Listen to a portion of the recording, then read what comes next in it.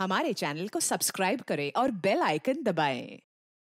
हाय, मैं हूं शिवाजी साटम और आप मुझे एसीपी प्रद्युमन के नाम से जानते हैं। For more episodes of CID, subscribe to live crime and hit the bell icon.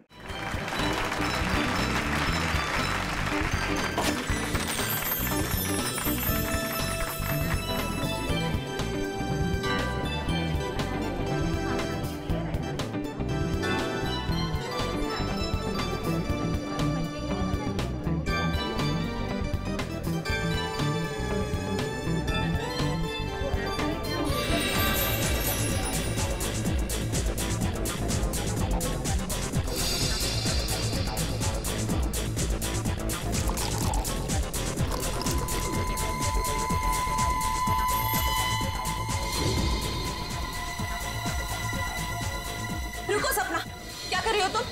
कुछ नहीं, सासू माँ को जूस दे रही हूँ। जूस दे रही हो या जहर दे रही हो? बेटा, ये तुम कैसी बातें कर रही हो? मम्मी जी, आप इसी से पूछिए, इसने अभी अभी आपके जूस में क्या मिलाया है? सपना बताओ, तुमने अभी अभी जूस में जहर मिलाया है ना? मैंने इनके जूस में दवाई मिलाई है ब्लड प्रेशर की। लो, फिर से हमारा फैमिली ड्रामा शुरू हो गया। अच्छा, ब्लड प्रेशर की दवाई? तो फिर पी के दिखाओ इस जूस को। मैं क्यों पीऊं? भाभी, आप ये कैसी बात कर रही हैं? आप हमेशा सपना के पीछे हाथ धोकर क्यों पड़ी रहती हैं? प्लीज एक सेकंड। सपना, क्या तुम्हें मम्मी जी ने कहा था जूस में दवाई मिलाने को? नहीं। तो फिर क्यों मिलाई जूस में दवाई? एक मिनट मैं 2 मिनट का बाथरूम चला गया, आप लोगों ने वर्ल्ड वॉर 3 शुरू कर दी। मैंने ही इससे कहा था जूस में दवाई मिलाने के लिए। सपना आज का डोज भूल गई थी, तो मैंने कहा जूस में मिला दो। मुझे बहुत खुशी होती है ये देखकर कि मेरा परिवार मेरा कितना ख्याल रखता है, कितनी फिक्र है सबको मेरी। चलो मुझे जूस दो। I am sorry ladies and gentleman, please enjoy the party. Music please louder.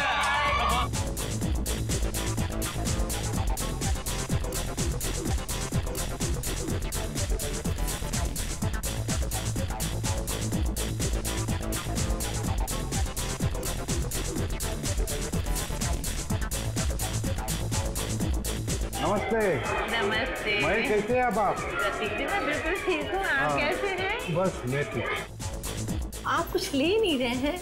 मैं आपके खाने के लिए कुछ मंगाती हूँ। सरोज। नहीं, आप तकलीफ मत लीजिए, मैं खुद जाकर ले लूंगा। श्योर। या it's okay, fine. Hi.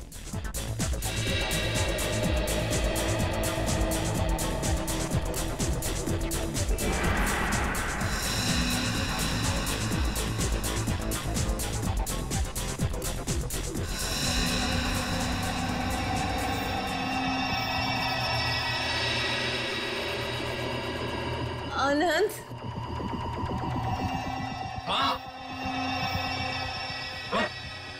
Mummy ji, क्या हुआ आपको? मम्मी जी।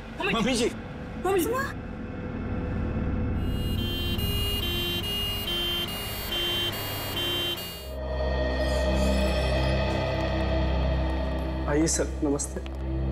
मेरा नाम अहम है सर, मैंने आप लोगों को फोन किया था। अच्छा, अब कैसी है तुम्हारी मम्मी? डॉक्टर से इलाज कर रहे हैं सर, पता नहीं क्या होगा। घबराओ नहीं, सब ठीक हो जाएगा। जिस किसी ने मेरी माँ को मारने की कोशिश की है ना, उसको आप छोड़ना मत। एक बात बताओ अहम, क्या तुम्हें किसी पर शक है? मेरा मतलब है, कौन कर सकता है ये तुम्हारी मम्मी के साथ? मुझे तो सभी पर शक है सर। अहम, कौन है ये लोग? सीआईडी। सीआईडी? पर किसने बुलाया इन्हें? मैंने बुलाया। क्यों? आप? जी, मैं विकास, अहम का बड़ा भाई। क्योंकि आप में से किसी ने ही मम्मी की जान लेने की कोशिश की है। What nonsense! तुम अपने घर वालों पर शक कर रहे हो? आप घबरा क्यों रहे हैं भैया? कहीं आपको ये तो डर नहीं कि सपना भाभी की पोल खुल जाएगी? सर, पार्टी में मैं बताता हूँ क्या हुआ।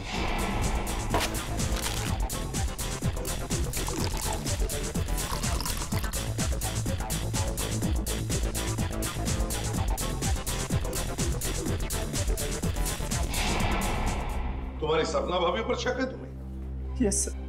सपना कहाँ है? सपना हॉस्पिटल नहीं आई, वो घर पर ही है। वैसे आप कौन है? जी मैं काव्या। हमारी भाभी है सर। सर हम बच्चा है, ये आप लोगों को बहका रहा है सर। विकास जी, हम सीआईडी वालों को कोई बहका नहीं सकता, समझे? कहाँ है आपकी मम्मी? मम्मी ऊपर आईसीयू वार्ड में है।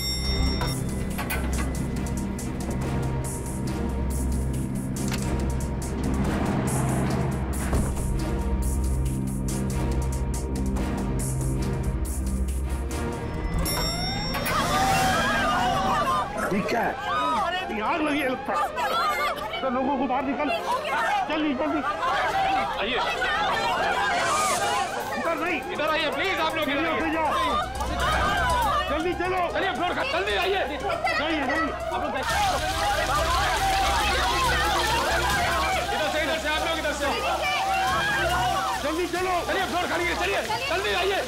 नहीं नहीं, आप लोग जाइए, सीधे जाइए, संभाल के सही।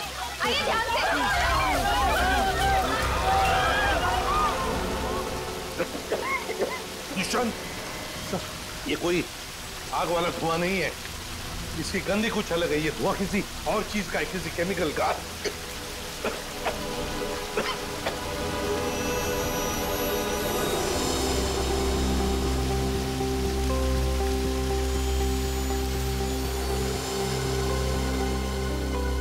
सर, हाँ? आपका अंदाजा सही था, ये देखिए smoke bomb. My God. Sir कहीं ये स्मोक बॉम्ब फायर अलार्म बजाने के लिए तो नहीं डाला गया था? आश्रया, फायर अलार्म बजाने के लिए ही स्मोक बॉम्ब लगाया गया था। मालिनी का कमरा ढूंढो जल्दी।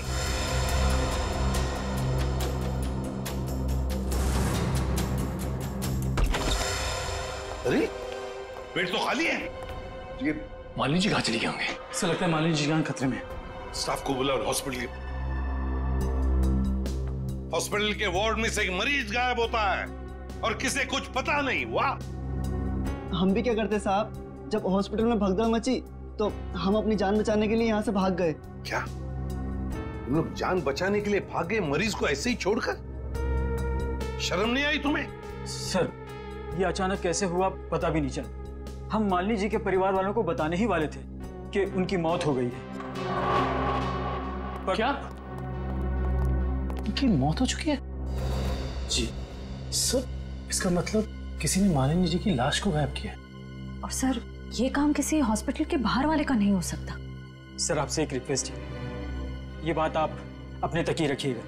अगर मीडिया वालों को मालूम पड़ा तो हमारी इज्जत और हॉस्पिटल की इज्जत मिट्टी में मिल जाएगी। सर चुप रहिए प्लीज सर, प्लीज चुप रहिए प्लीज।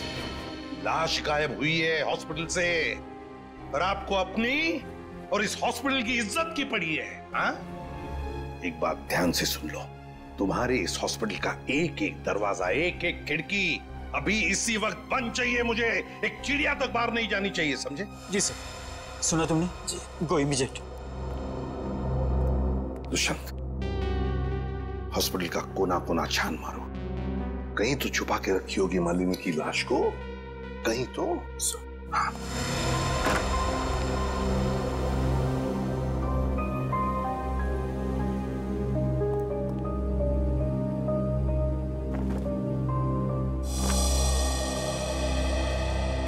जरा एक बात बताइए, आपके मम्मी के साथ कमरे में कोई था उनकी देखभाल के लिए? जी सर, मेरे पति आनंद वहीं पर थे। आप मम्मी के साथ थे? तो फिर ये सब हुआ कैसे?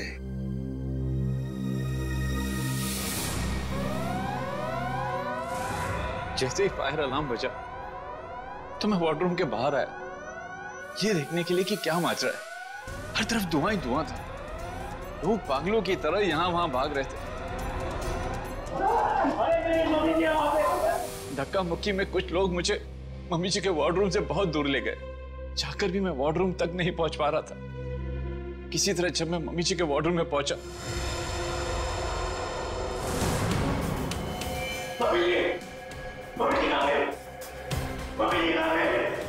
तो मम्मी जी वहां पे थी ही नहीं। सर प्लीज प्लीज मम्मी को ढूंढ निकाली। सर हर जगह चेक कर लिया, मालिनी जी की लाश कहीं पर भी नहीं है। और सर मॉर्ग में भी चेक किया, लाश वहां भी नहीं। इसका मतलब है जिसने भी ये किया है वो मालिनी की लाश को हॉस्पिटल के बाहर ले जा चुका है। काम करते हैं, हॉस्पिटल के गेट पर जो सीसीटीवी कैमरा लगा हुआ है उसका फुटेज चेक करते हैं।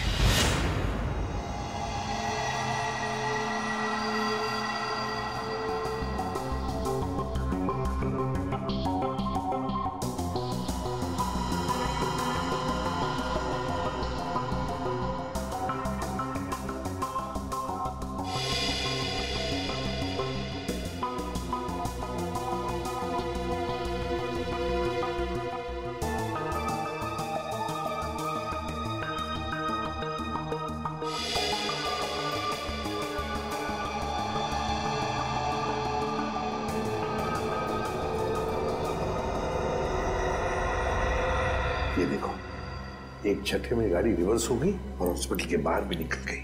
जरूर मुजरिम मालिनी को इसी गाड़ी में लेकर गया होगा। एक मिनट जरा इस फुटेज को रिवाइंड कीजिए, हमें कार का नंबर चाहिए। पॉज करो, जूम इन करो। XYZ5139। सर आप सही कह रहे हैं, या मुजरिम मालिनी जी को इसी गाड़ी में लेके गया होगा। हाँ निखिल, काम करो, कंट्रोल रूम में फोन करके इस गाड़ी का डिस्क्रिप्शन दे दो और उनसे कहो जहां पर भी ये गाड़ी देखे हमें इन्फॉर्म करें लोकेशन। और ये गाड़ी ये तो आग लग गई है।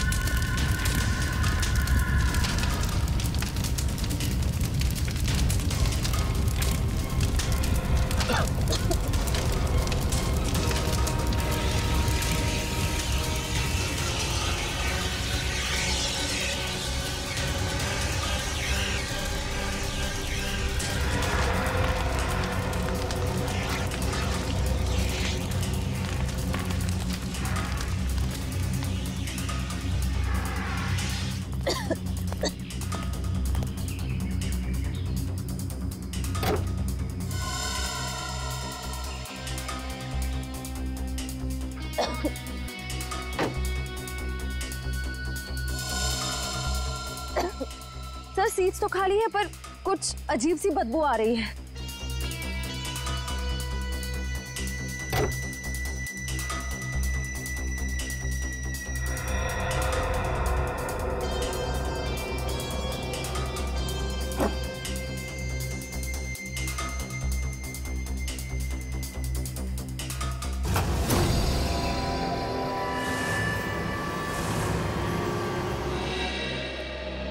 डॉक्टर साहब, कुछ नहीं ताजी? अरे क्या नहीं ताजी है? दया, लाशों से बात करना कोई आसान है क्या? और लाश भी जली हुई हो और मुश्किल हो जाती है ना। आप तो हमेशा कहते थे कि सालुंकी के लिए कोई काम मुश्किल नहीं है? वो तो नहीं दया, खूनी ये सोचता था कि लाश को जला देगा तो हमारा इन्वेस्टिगेशन शुरू होने से पहले ही अटक जाएगा, हमारी नैया बीच भंवर में अटक जाएगी। तो इस अटकी हुई नाव को बाहर निकालिए ना सर। आप कुछ ना कुछ रास्ता तो निकाल ही लेंगे आप। आपको पता है फ्रेडी आपके बारे में क्या बता रहा था? फ्रेडी क्या कह रहा था मेरे बारे में? नहीं ऐसा कुछ खास नहीं, वो कह रहा था कि डॉक्टर सालुंकी की उम्र हो गई। अब बहुत ज्ञान है आपको। हाँ देखो दया, जो लोग मेरे संन्यास लेने के बारे में सपने देख रहे हैं ना, उन्हें जाके बोल दो अपनी नींद से जाग जाए। मैं संन्यास नहीं लेने वाला हूँ ना, मैं तो इस केस को सॉल्व करने के बाद स्विट्जरलैंड जाने वाला हूँ। कहाँ जाने वाला हूँ? स्विट्जरलैंड। एग्जैक्टली। हम भी चलेंगे आपके साथ स्विट्जरलैंड, पर पहला कदम तो उठाइए इस केस को सुलझाने की ओर। पहला कदम तो उठ चुका है भाई। अच्छा ये देखो, ये देख लो, ये क्या? ये सर बॉडी जलने की वजह से हो गया है? जी नहीं, ये बॉडी को फिनाइल से धोने की वजह से हो गया। क्या? इस लाश को फिनाइल से धोया गया? हाँ, खूनी ने लाश को अस्पताल से गायब करने से पहले उसको फिनाइल से अच्छी तरह से धोया ताकि लाश का केमिकल कंपोजिशन ही बदल जाए। खूनी ने हर कदम इसी मकसद से रखा है ताकि हमारे रास्ते में ज्यादा से ज्यादा कठिनाइयां आ सके। इस लाश को पहले फिनाइल से धोया और फिर इसे आग लगा दिया। जी हाँ। और सबसे पहले क्या जलाया? सबसे पहले जलाए बाल, क्योंकि बालों में सबसे ज्यादा और सबसे पहले असर होता है जहर का। सर काव्या ने बताया था ना कि शायद जहर सपना ने दिया है मालिनी जी को। हाँ, इसीलिए तो जला दिए ना भैया, सबसे पहले बाल, क्योंकि जहर दिया था। मतलब ये सब सपना का ही काम है।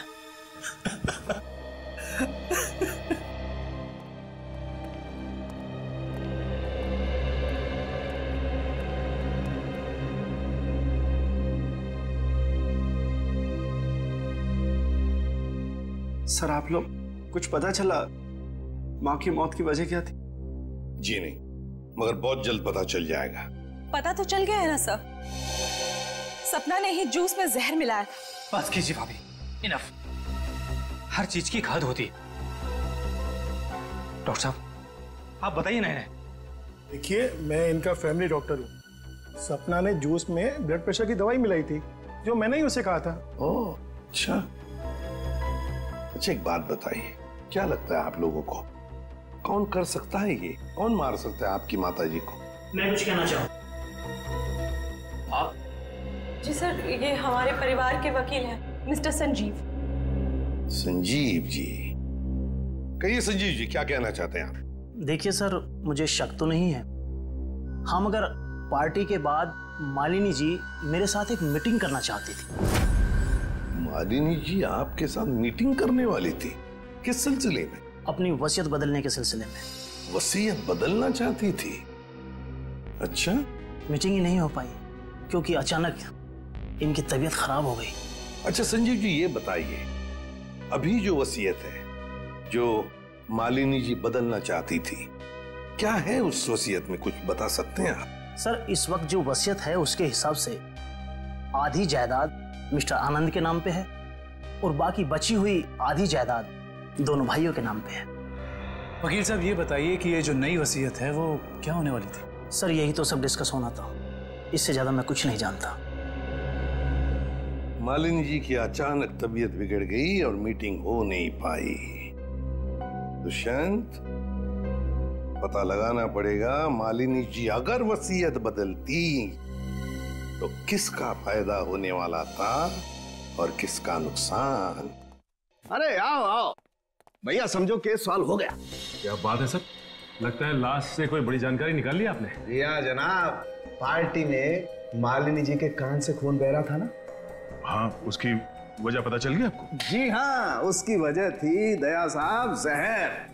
जहर जिसने ऑरल ट्रैक्ट को यानी कि कान के इस हिस्से को बिल्कुल तबाह कर दिया, बर्बाद कर दिया। देखो, तो जहर की वजह से नस फट गई और कान से खून बहने लगा।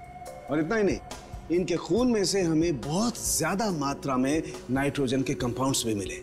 और तो और इनकी किडनीज में से हमें बढ़ी हुई मात्रा में पोटेशियम और मैग्नीशियम मिला है। और ये सारी चीजें सिर्फ एक ही तरफ इशारा करती हैं, जहर। सर, फिर तो हमें सपना को गिरफ्तार कर लेना चाहिए। नहीं, यहीं पर कहानी में जरा सा ट्विस्ट है भैया। इनको जहर तो जरूर दिया गया था, लेकिन वो स्लो पॉइजन था, धीमा जहर, जो कोई 1.5-2 महीने से लगातार हर रोज इन्हें दिए जा रहा था। इसलिए जूस में तो जहर होने का सवाल ही नहीं होता। और ये जहर किस चीज के जरिए दिया जा रहा था? खाने पीने के साथ? यार दया, ये गुत्थी थोड़ी सी उलझी हुई है। But why fear when Salu case here? तुम चिंता मत करो, इस जहर से भी मैं सच उगलवा के रहूंगा। ठीक है सर, आप इस जहर से सच उगलवाइए, तब तक मालिनी के घर वालों से सच उगलवाते हैं। क्योंकि वो जूस जो सपना ने मालिनी जी को दिया था उसमें जहर नहीं था। मालिनी जी की मौत स्लो पॉइजनिंग से हुई है। स्लो पॉइजनिंग, धीमी धीमे असर करने वाले जहर की वजह से, जो उन्हें 45 दिन तक रोज लगातार दिया गया था। धीमा जहर? मां को मारने की इतनी बड़ी साजिश?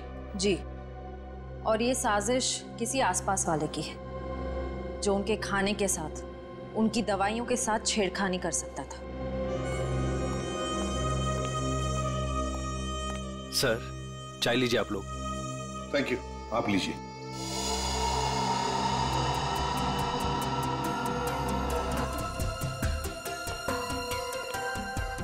एक मिनट, मैं पी लूं।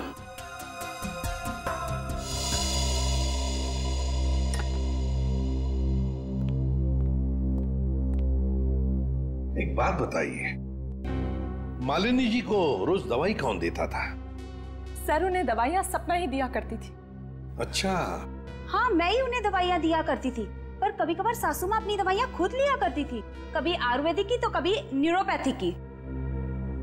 तो सपना जी, आपके कहने का मतलब ये है कि जहर शायद मालिनी जी की खुद की ली हुई दवाओं में था? मैं नहीं जानती कि जहर किस चीज में था, मैं तो सिर्फ आपको उनकी आदतों के बारे में बता रही हूँ। चलो ठीक है, हमें वो दवाइयाँ देखनी है। चलिए सर, मैं आपको माँ का कमरा दिखाता हूँ। चलिए।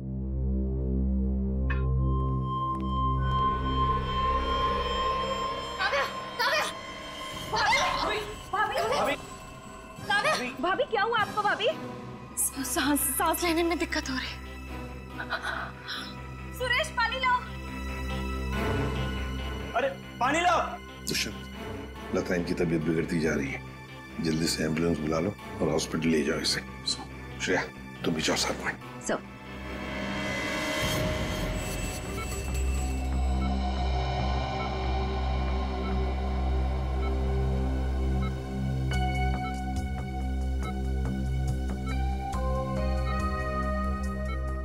जी डॉक्टर साहब, कैसी तबीयत है काव्या की और हुआ क्या है इन्हें?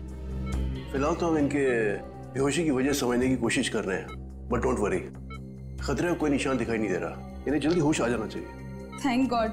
वैसे भी सासू माँ के मौत के सदमे के बाद हम उभर नहीं पाए। कम से कम काव्या भाभी को कुछ नहीं होना चाहिए। डॉक्टर साहब, इन्हें जैसी होश है हमें बता दीजिएगा। या श्योर। Thank you.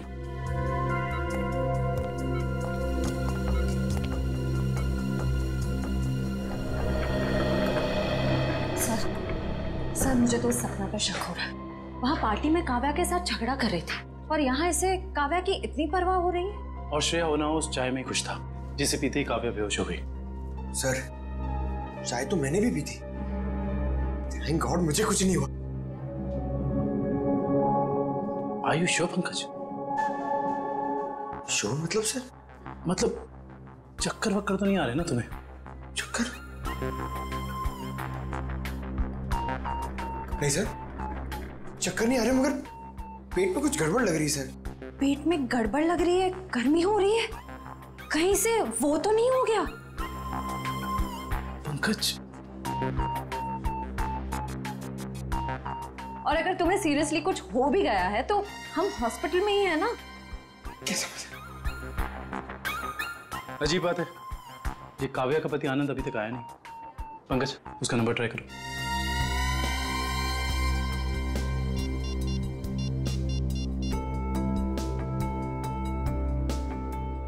सर, उसका फोन बंद आ रहा है। सर, कहीं आनंद ने तो काव्या को चाय में जहर नहीं पिला दी? हो सकता है पंकज। सर, अगर चाय में जहर था तो हो सकता है कि नौकर भी शामिल हो। सर, क्या कहा डॉक्टर ने? क्या हुआ काव्या को? सर, डॉक्टर के मुताबिक काव्या की चाय में जहर था और पंकज रिपोर्ट से ब्यूरो गया है। काव्या की चाय में जहर था? सुरेश,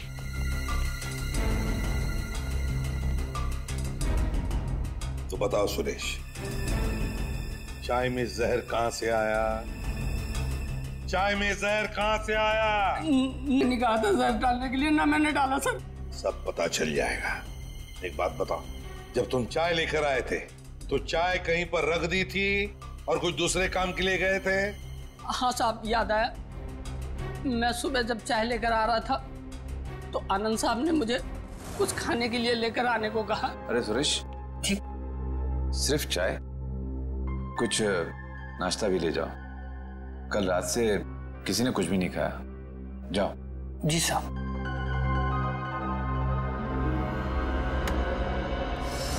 आनंद कहाँ है? सर, ये अपने रूम में सो रहे हैं।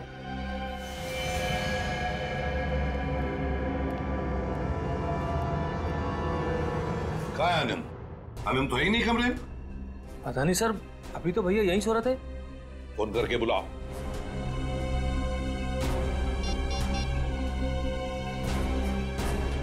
सर घंटी जा रही, भैया फोन नहीं उठा रहे। घंटी बज रही है पर भैया फोन नहीं उठा रहे।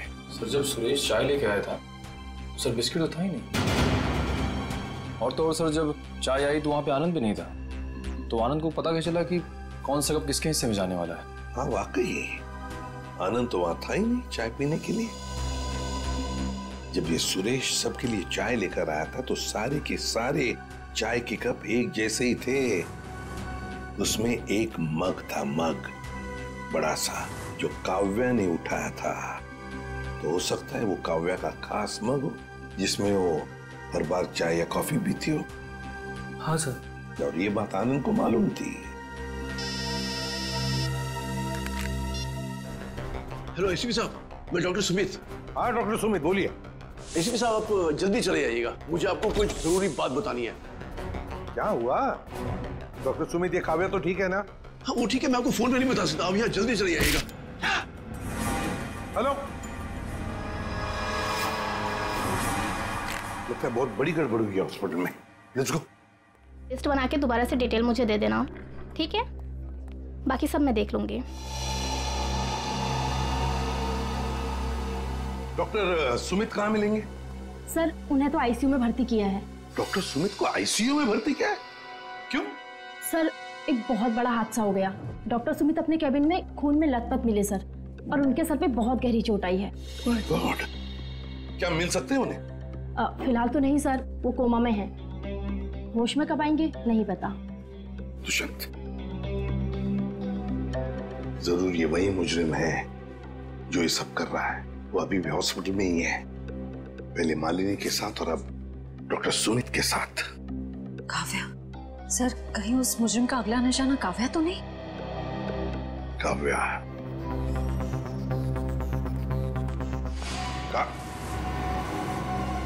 काव्या कहाँ चली गई सर? कहीं काव्या को भी तो गायब नहीं किया उसने? श्रेया, ये जो भी कोई है, अगर इसने काव्या को भी गायब किया तो वो हॉस्पिटल के मेन गेट से ही बाहर जा सकता है। और सर शायद डॉक्टर सुमित को भी उस खूनी के बारे में पता चल गया होगा, इसलिए उन पर भी हमला हुआ।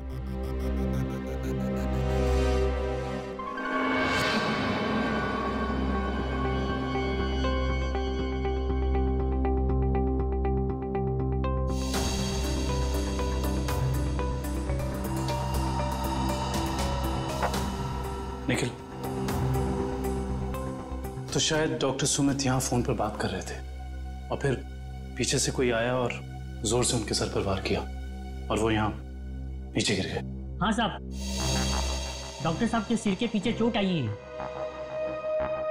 अच्छा, हादसे के बाद डॉक्टर सुमित के केबिन में कितने लोग आए थे? सब 4-5 जन आए थे उनको आईसीयू में ले जाने के लिए।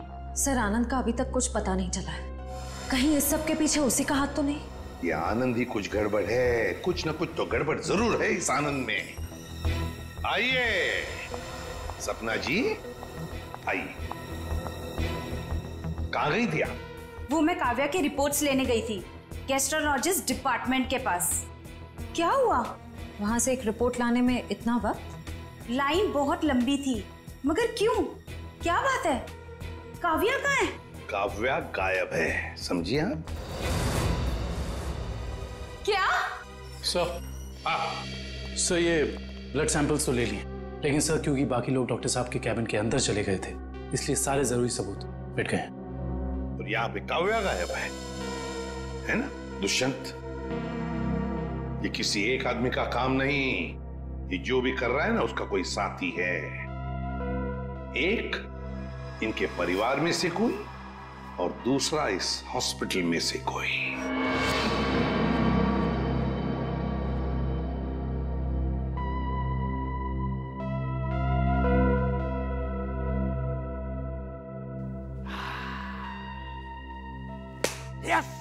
Yes, eureka!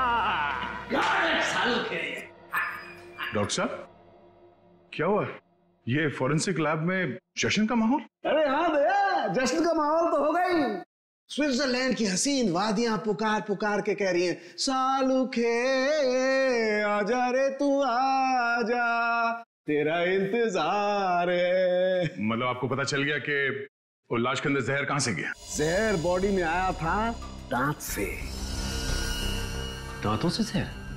हाँ सचिन, मालिनी ने 2 महीने पहले ही अपने दांतों का रूट कैनल करवाया था और इस ऑपरेशन के दौरान उसके दांतों में जो मर्क्यूरी का इस्तेमाल किया गया था वो मात्रा में बहुत ज्यादा थी। मर्क्यूरी अपने आप में ही एक जहर है ना डॉक्टर साहब? बिल्कुल। और जब जब मालिनी जी खाना खाती थी, खाने को अपने दांतों से चबाती थी, तब तब दांतों में छुपा हुआ वो मर्क्यूरी खाने में मिक्स हो जाता था और पेट में चला जाता था और पेट से फिर पूरे खून में मिक्स हो जाता था।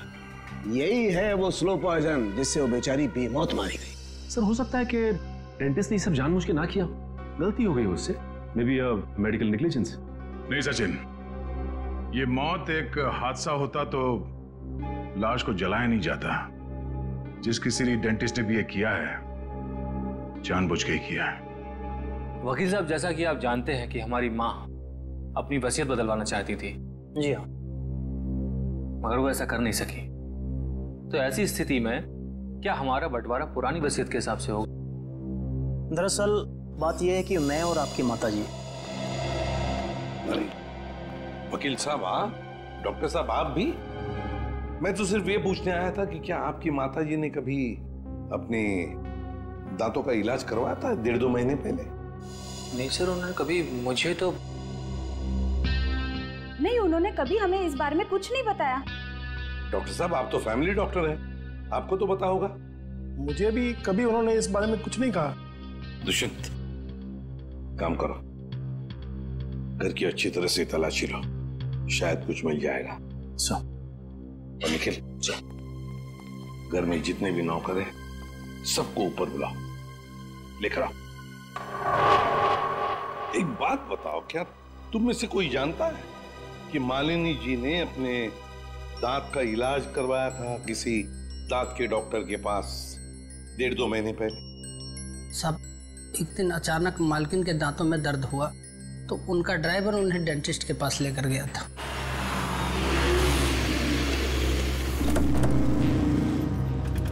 सर यहीं पे छोड़ा था हमने उन्हें। उसके बाद किधर गई वो तो मालूम नहीं मुझे। ठीक है, आसपास जितने भी डेंटिस्ट हैं ना सब चेक कर लेते हैं। तुम लोग उधर देखो।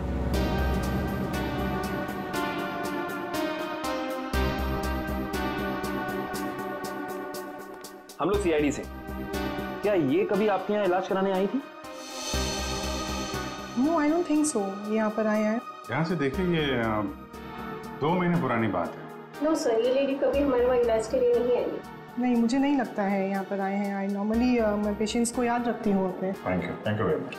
थैंक यू सर, उस साइड किसी भी डेंटल क्लिनिक में मालिनी को किसी ने पहचाना नहीं। अच्छा, यहाँ देख लेते हैं।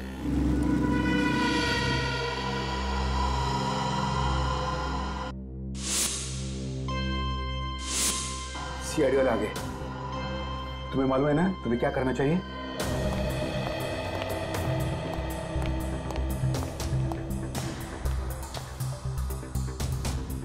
Excuse me. जी कहिए। हमें डॉक्टर से मिलना है। जी कहिए, मैं डॉक्टर कल्पना हूँ। आपके पास अपॉइंटमेंट है? डॉक्टर, हम सीआईडी से। इन्हें पहचानती हैं आप? इन्हें कभी देखा नहीं है। कौन है ये? इनका नाम मालिनी है और इनका खून हो गया है। क्या? खून? क्या हुआ? खून का नाम सुनते ही आपकी जबान लड़खड़ाने की लग गई? नहीं नहीं, यहाँ पहली बार सीआईडी आई है ना, तो मैं थोड़ी नर्वस हो गई। कोई बात नहीं, आप परेशान मत होइए। Thank you very much.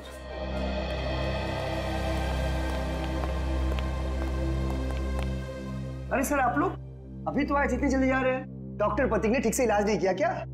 Doctor Pratik? यहाँ तो कोई लेडी डॉक्टर है ना? No no, no lady, no lady, only gents, only gents. Doctor Pratik. अच्छा अच्छा।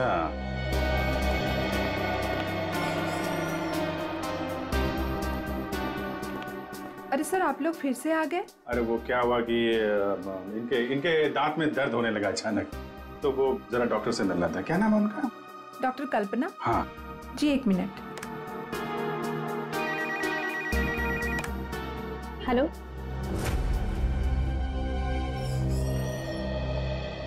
क्या हुआ सर? मेरे दांत में बहुत दर्द है, मगर मुझे एक जेंट्स डॉक्टर चाहिए। लेडीज डॉक्टर में वो शर्म आती है। नहीं, या तो मैं ही हूँ। लेकिन दीवार पे तो डॉक्टर प्रतीक का सर्टिफिकेट लटका हुआ है। ये नाम तो किसी लेडी का नहीं हो सकता ना? चेक कर लेते हैं एक बार, देखिए। सर, कहाँ जा रहे हो आप? डॉक्टर प्रतीक। डॉक्टर प्रतीक,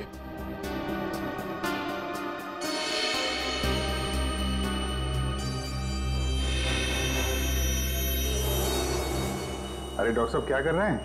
आप चले जाइए यहाँ से। डॉक्टर साहब, कुछ गिर गया क्या यहाँ पे आपका? मैंने कुछ नहीं किया है। आइए बाहर आइए।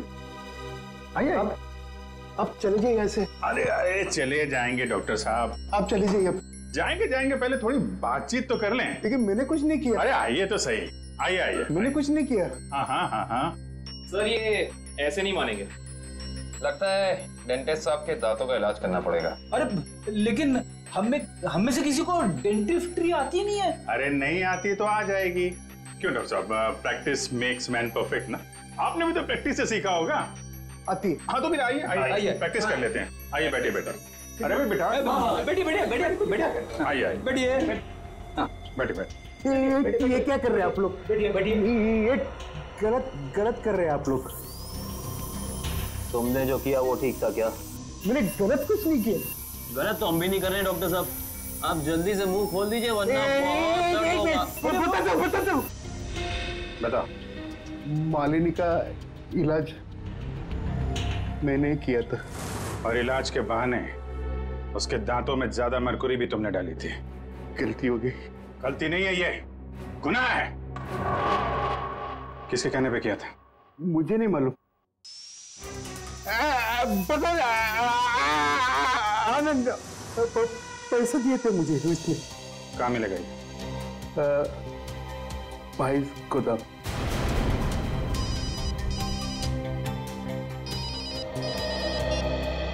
हाँ डॉक्टर सालुंके,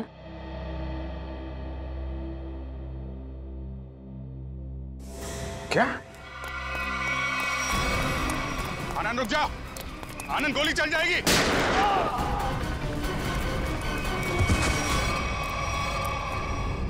देखो आसपास, इसने काव्य को कहां छुपा रखा है?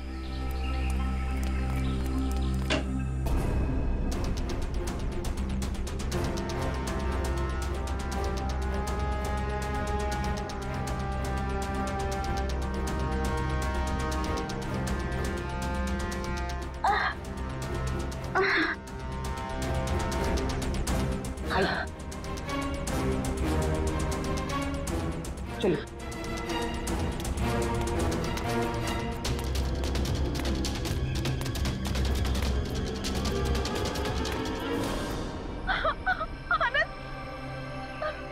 ये क्या किया आप सबने?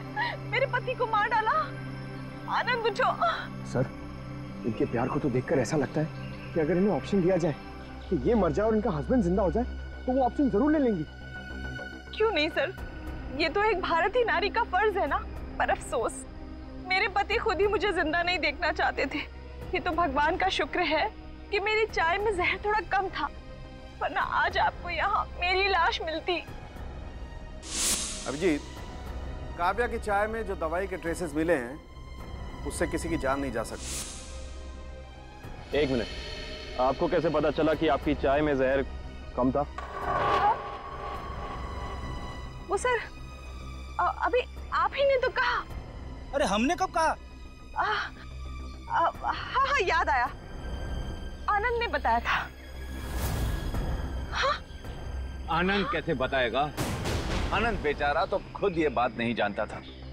ये बात जानती थी तो सिर्फ एक औरत, और वो औरत तुम हो काव्या। आनंद, तुम जिंदा हो। मेरे साथ इतना बड़ा धोखा। क्या करें, लोहे को लोहा काटता है, उसी तरह धोखेबाज का एक ही इलाज है, धोखा। जब डॉक्टर प्रतीक ने हमें बताया कि आनंद डब्बा इस गोदाम में मिलेगा।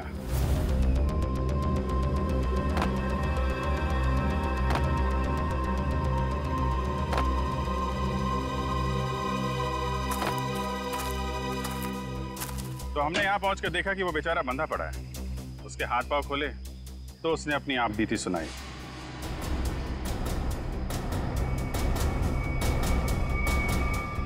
किसने किया ये सब? हैं? ये सब मेरी बीवी काव्या ने किया है सर। हाँ, कहीं कहीं छुपी हुई है। बस फिर क्या? हमने आनंद के साथ एक छोटा सा खेल खेल लिया, तुम्हारा असली रंग सामने लाने के लिए। तो ये सब ड्रामा था, लेकिन असली ड्रामा तो अब शुरू होगा। पीछे मुड़ के देखो।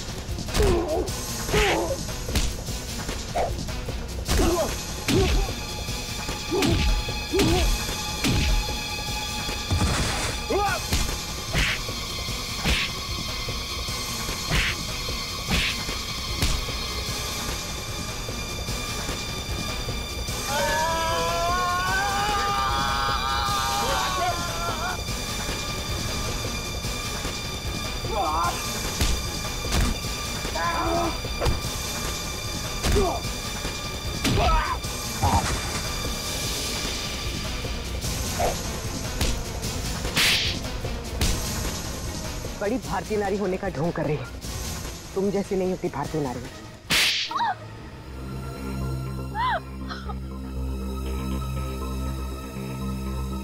सासू माँ ने आधी जायदाद आनंद के नाम कर दी थी, और आनंद अपने भाइयों से बहुत प्यार करता था, तो वो अपनी जायदाद का हिस्सा भी अपने भाइयों को देना चाहता था।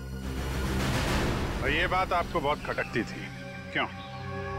मुझे पता था सर, मुझे पता था कि वो सासू माँ पे दबाव डालेगा वसीयत बदलने के लिए। इसलिए तुमने उन्हें डॉक्टर प्रतीक के पास भेजा, उनकी दांत की तकलीफ का फायदा उठाकर, ताकि इससे पहले कि वो अपनी वसीयत बदले उनकी मौत हो जाए। हाँ सर, और मैंने प्रतीक से कहा अगर वो पकड़ा जाए तो मेरा नहीं आनंद का नाम ले, ताकि आपके सास यानी मालिनी जी के खून के जुर्म में आनंद यानी आपका पति फंस जाए, जिससे 25 करोड़ की आधी जायदाद आपकी हो जाए। हॉस्पिटल में डॉक्टर सुमित तुम्हारी सच्चाई जान गए थे, इसलिए उन पे भी हमला किया तुमने। मैं क्या करती सर, उसने मुझे फोन पे बात करते हुए सुन लिया था। अब बारी है खेल के दूसरे पड़ाव की, जिसमें हम दुनिया को ये दिखाएंगे कि मेरे पति परमेश्वर यानी कि मिस्टर आनंद कुमार ने अपनी ही पत्नी को अगवा कर लिया। तो डॉक्टर सुमित को कोमा में पहुंचा दिया, अपने पति की किडनैपिंग की और मालिनी जी का खून कर दिया। दौलत की भूख मिटाने के लिए इतने सारे जुर्म किए तुमने, लेकिन सजा सिर्फ एक ही मिलेगी, फांसी।